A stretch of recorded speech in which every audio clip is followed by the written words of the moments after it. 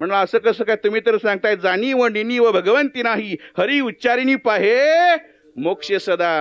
होय बरोबर आहे. तुम्ही जर या ठिकाणी घरी बसून नामचिंतन केलं तर तुम्हाला फक्त 35 मार्क पडतील, आणि तुम्ही जर तीर्थक्षेत्राच्या जाऊन नामस्मरण केलं तर तुम्हाला पैकीच्या पैकी मार्क पडतील. तुम्ही म्हणाला असं कुठं आहे काय? म्हणले महाराज आहे, असं आहे. जागेमध्ये एक महत्व आहे.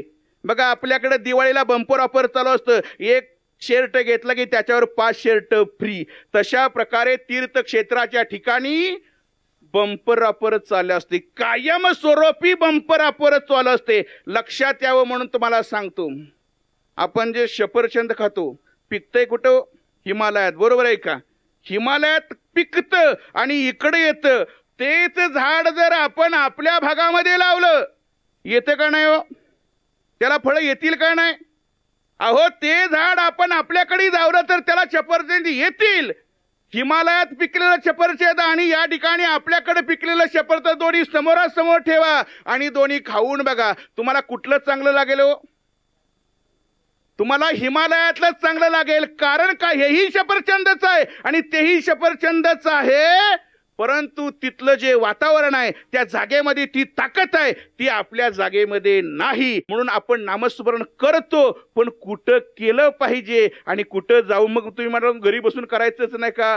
करा. कारण ठाईच बैसोणी करा एकचित्त नामचिंतन हे आपण काय केलं पाहिजे? केलंच पाहिजे. प्रेमानं भजन करा. विठ्ठल विठाला विठाला विठाला विठाला विठाला विठाला विठाला विठाला विठाला विठाला विठाला विठाला विठाला विठाला. हो, म्हणून या ठिकाणी जागेला महत्व द्या. स्वतःच्या अंतःकरणातला ग्लास आज तपासा. तो चांगुलपणानं भरलाय, द्वेषानं भरलाय का रागानं भरलेला आहे?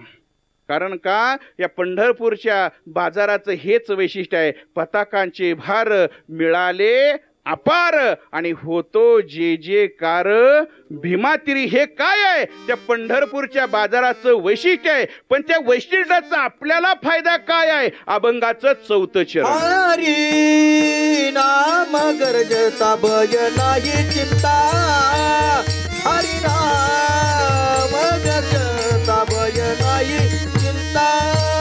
हरी नाम गरजता भजनाही चिंता.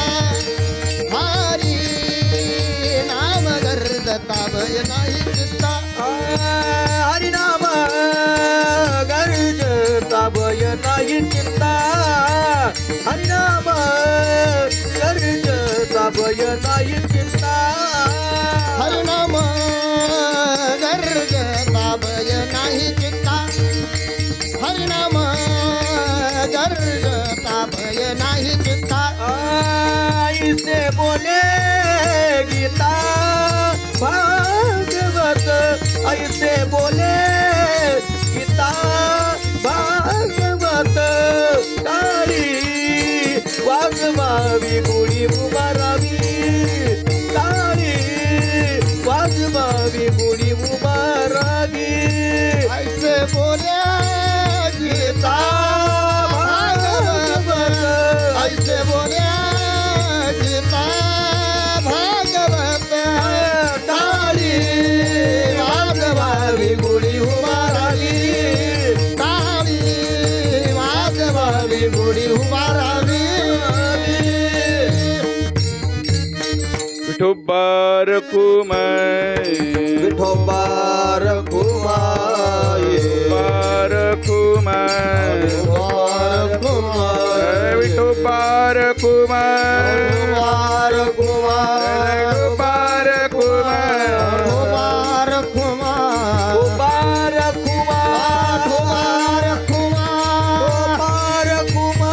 वार कुमार बार कुमार वार कुमार बार कुमार वार कुमार बार कुमार वार कुमार बार कुमार वार कुमार बार कुमार वार कुमार बार कुमार आठो वार कुमार कुंडली कबरदारी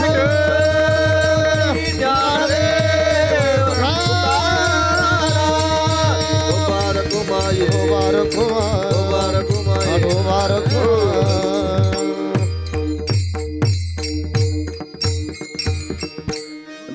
चालू आहे बरं का. पहिल्या चरणापासून दौंडी चालू आहे. दौंडी आपण सर्वजण ऐकत आहेत. सांगणारे कोण आहेत तर चोखोबार आहेत. आणि चौथ्या चरणामध्ये तुम्ही जर दौंडी ऐकली तर आपला फायदा सांगितलेला आहे. काय फायदा सांगितला? हरिनाम गरजेता भय नाही. आपल्याला भय कशाचा आहे हो? कुठलं भय आहे आपल्याला? काळाचं लय भीती आपल्याला, बरोबर आहे का? कधी काळ येईन, काळोबा कधी घेऊन जाईल याची आपल्याला फार भीती आहे. पण लक्षात ठेवा, या काळाला देखील माघारी पाठवायची ताकद भगवंताच्या नामस्मरणामध्ये, भगवंतामध्ये. भगवंत म्हणजे भगवंताचं नामस्मरण म्हणजे वेगळं नाही बरं का, एकच आहे. ज्यावेळेस कौरव पांडवाचं युद्ध सुरू व्हायचं होतं, काय होतं? कौरव पांडवाचं युद्ध सुरू व्हायचं होतं. त्यावेळेस दुर्योधनाने ज्योतिष पंडिताला बोलवलं, सर्वांना एकत्र बसवलं. कारण त्यावेळेस श्रीकृष्णदेव मध्यस्थी करायला गेलती, पण त्यांचं बी कौरवाने ऐकलं नाही. आणि त्या ठिकाणी ज्योतिषाने एवढा अभ्यास केला आणि अभ्यास करून सांगितलं. दुर्योधनाने विचारलं होतं, आज जर या ठिकाणी कुरुक्षेत्रावर युद्ध झालं तर विजयी कोण होईल?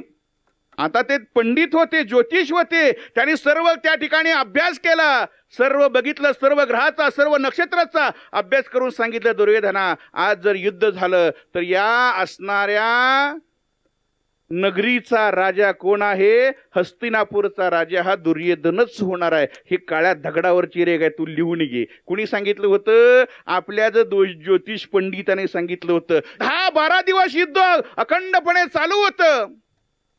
10-12 दिवसानंतर त्यानं बघितलं तर असंख्य सैनिक आपलं नरबळी गेलेले आहेत, संपलेले आहेत. आता करायचं काय? अवघड झालं. ज्योतिषाने जर सांगितलं हस्तिनापूरचा पुढचा राजा दुर्योधनच होणार आहे, पण इथं तरी वेगळं होतंय. कौरव हारताना दिसतायत, पांडव जिंकताना दिसताय. मग जे जे ज्योतिष सांगितलं ते चुकीचं आहे का? परत एकदा दुर्योधन समजा ज्योतिषाला बोलवलं, पंडितांना बोलवलं. तुम्ही तर सांगितलं हस्तिनापूरचा पुढचा राजा मी होणार आहे, पण आज या ठिकाणी 10-12 दिवसानंतर वेगळंच दिसतंय म्हणले. त्यांना बी कळना. समजे ग्रंथ घेतले, त्यांनी पंचांग घेतलं, बघायला सुरुवात केली. त्यावेळेस सांगितलं, जिथं युद्ध चालाय तिथं कोण तर आहे. कोण आहे हो तिथं? कारण त्या युद्धभूमी एक होता, त्याचं नाव होतं श्रीकृष्ण. आणि तो असणारा व्यक्ती ग्रहांच्या दिशा, नक्षत्रांची अवस्था बदलतोय. म्हणून लक्षात ठेवा, आपल्या जीवनात कितीही दुःख असू द्या, त्यातनं जर तुम्हाला पुढे जायचं असेल तर त्या भगवंताला जवळ करा. पांडवांचा तो श्रीकृष्ण सारथी होता, तर अनेक संकटातून त्याचं रक्षण केलं. आपल्याला जर भगवंताचं सारथी बनवायचं असेल तर त्याचं फक्त या देहातून नामस्मरण केलं रे केले, तो आपल्या जीवनाचा सारथी होतो. अलीकडे लोक बरंच म्हणतात असं घडायला तसं. समद्या गोष्टीत आज काय होईल? मार्ग निघेल. म्हणून हरिनाम गरजेता भय नाही. म्हणून